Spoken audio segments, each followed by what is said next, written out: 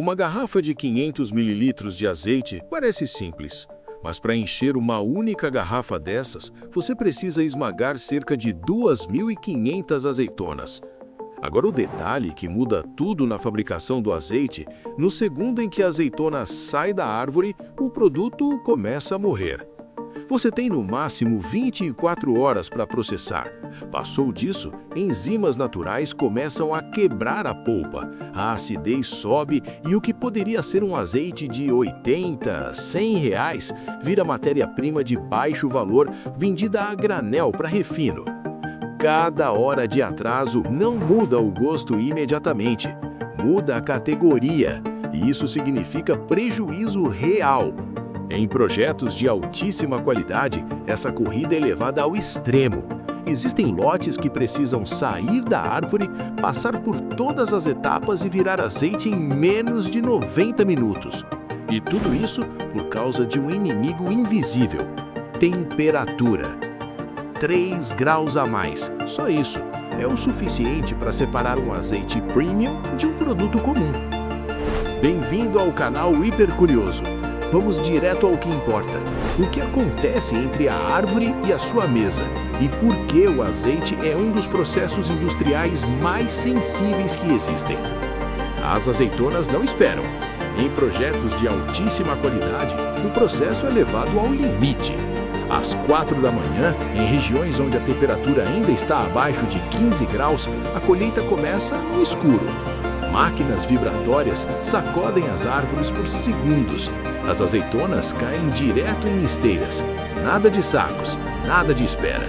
Em um desses projetos, cada lote tinha um prazo absoluto: 87 minutos. Elas chegam da lavoura em caixas, carretas, bins de plástico, às vezes 20, 30 toneladas de uma vez. E não importa o tamanho da fábrica, o relógio está correndo igual. O primeiro erro comum é achar que o problema começa na máquina. Na prática, ele começa bem antes. Se essas azeitonas ficarem paradas tempo demais, mesmo à sombra, o oxigênio começa a reagir com enzimas internas. Não dá para ver, não dá para cheirar, mas a acidez já está subindo. Existe um limite que não dá para contornar. A acidez do azeite não se corrige depois que sobe. Um lote que passa desse ponto está perdido para ser chamado de extra virgem. Por isso, produtores de ponta tratam cada azeitona como se fosse ouro. Algumas fábricas só processam frutos colhidos nas últimas 12 horas. Qualquer sinal de aquecimento interno ou fermentação e o lote é automaticamente descartado. Antes da moagem, vem a limpeza. E aqui acontece algo que quase ninguém imagina. Azeitonas boas são descartadas de propósito. As frutas passam primeiro por ventiladores industriais. Jatos de ar sugam folhas e ramos mais leves.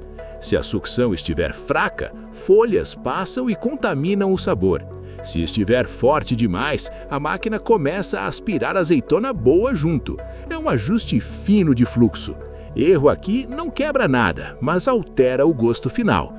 Depois disso, vem esteiras vibratórias e a lavagem com água fria, nunca quente. Água quente começa a extrair compostos antes da hora e acelera a oxidação. A azeitona precisa entrar no moinho limpa, intacta e fria. Qualquer desvio aqui não aparece no primeiro gole, aparece meses depois, quando o azeite perde estabilidade na prateleira. Agora sim, a destruição controlada. As azeitonas entram inteiras no moinho, caroço incluído, e isso é intencional.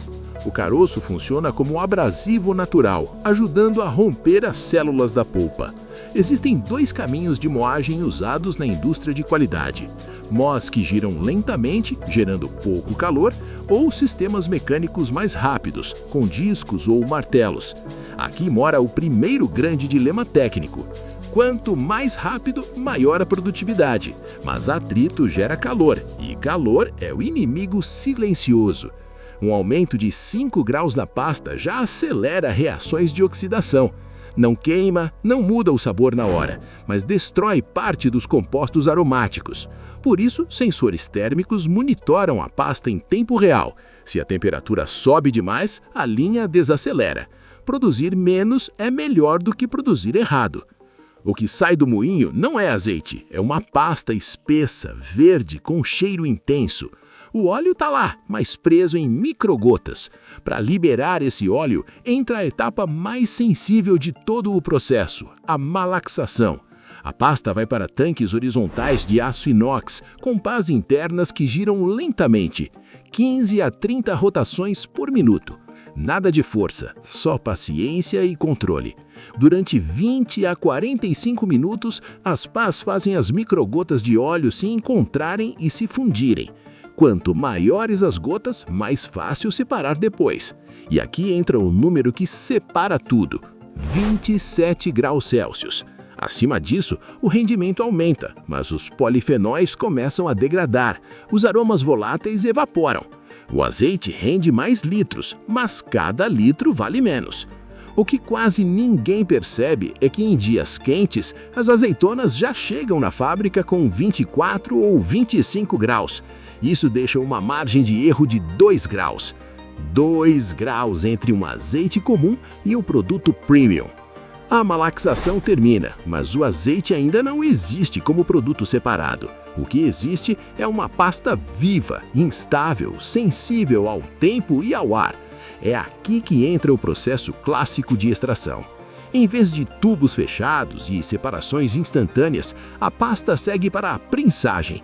Ela é distribuída sobre discos circulares, formando camadas uniformes, discos empilhados um sobre o outro, criando uma coluna pesada, silenciosa. Camada grossa demais, o óleo não escorre. Fina demais, o rendimento despenca. Não existe sensor que corrija isso sozinho. Existe experiência. Os discos seguem para a prensa hidráulica. Nada de impacto, nada de tranco. A pressão desce lentamente, de forma progressiva. O objetivo não é esmagar tudo de uma vez, é permitir que o óleo encontre caminho para fora sem arrastar defeitos junto. Se a pressão sobe rápido demais, a água vegetal se mistura ao óleo. Com ela vem ácidos, compostos indesejados e instabilidade química. Se sobe devagar demais, o óleo simplesmente não sai. Cada fábrica ajusta esse ritmo como um equilíbrio delicado entre rendimento e qualidade. O que sai ainda não é azeite puro, é uma mistura turva de óleo, água vegetal e partículas microscópicas de polpa. Esse líquido segue por canais de aço ou calhas inclinadas, guiados apenas pela gravidade. Nenhum motor, nenhuma rotação absurda, só peso, tempo e física. Mas aqui surge um inimigo ainda mais cruel: o oxigênio. Quanto mais aberto o sistema, maior o contato com o ar, e cada segundo de exposição começa a roubar frescor.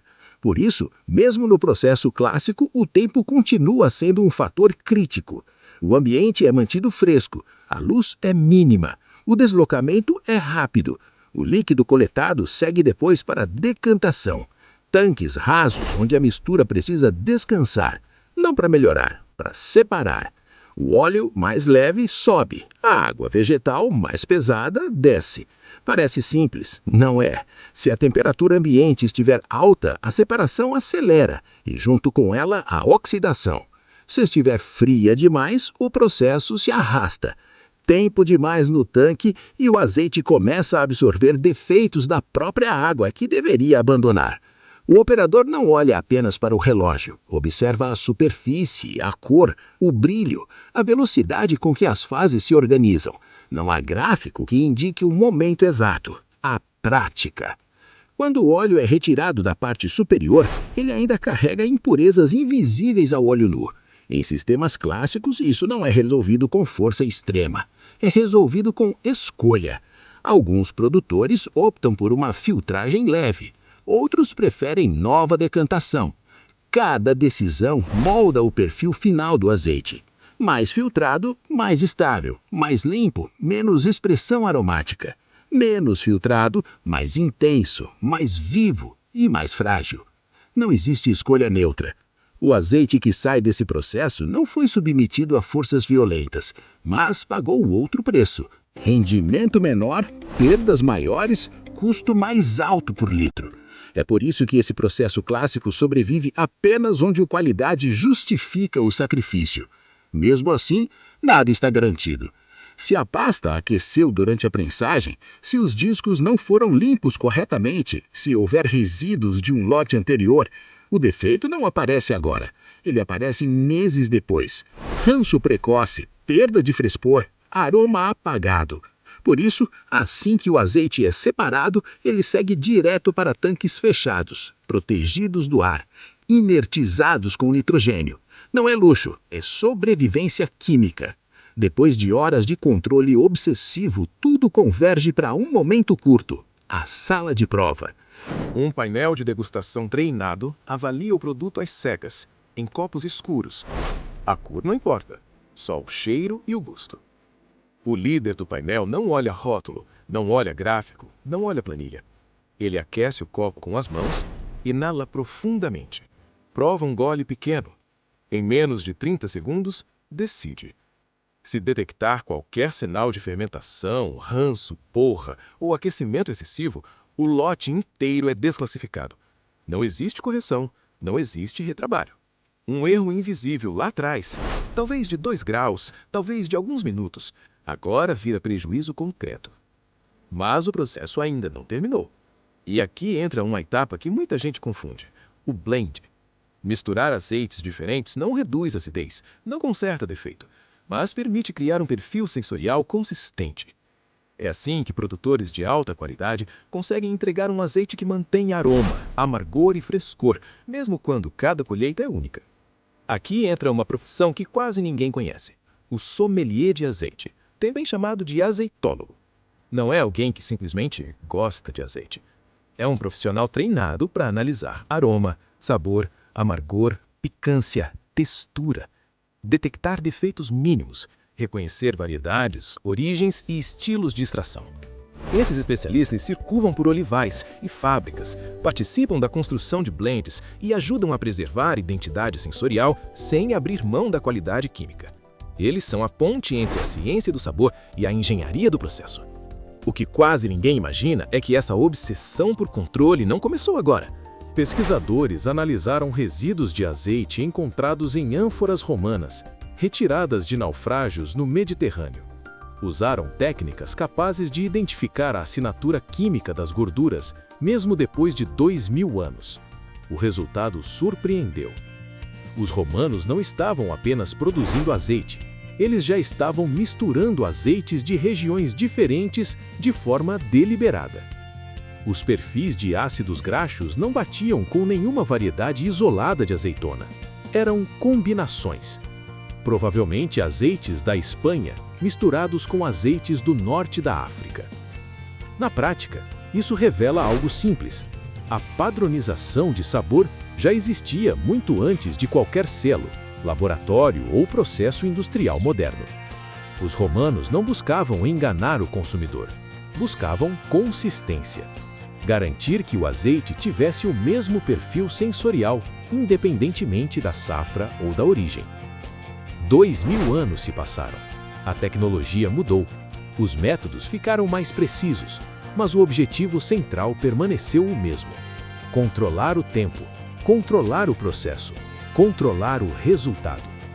O problema é que hoje, junto com a padronização, surgiu algo novo: a fraude.